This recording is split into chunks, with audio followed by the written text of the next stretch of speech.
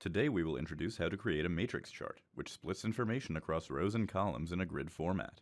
It is a powerful comparative tool, which provides a quick glance of trends over time. Matrix charts are a great way to identify patterns in your data quickly.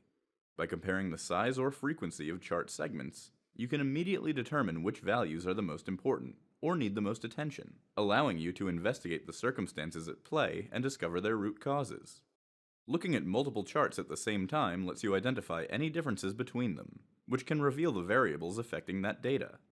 You can make a matrix chart from most chart types, including bar charts, pie charts, line charts, and scatter plots, but not from maps, 3D charts, and some of the special and HTML5 chart types, like funnel charts, tree maps, and tag clouds.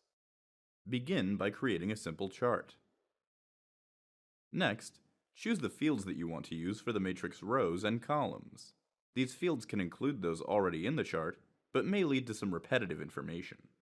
To add matrix rows, drag a field into the rows field container. Each value in that field becomes a row in the matrix. To add matrix columns, drag a field into the columns field container.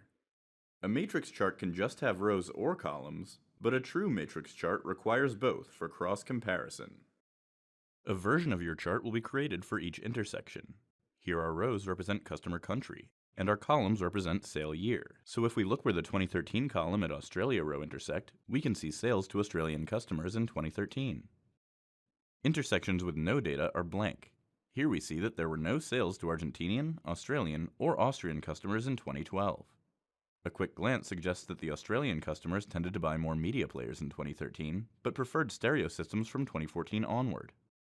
Try different options to see what setup is best for you.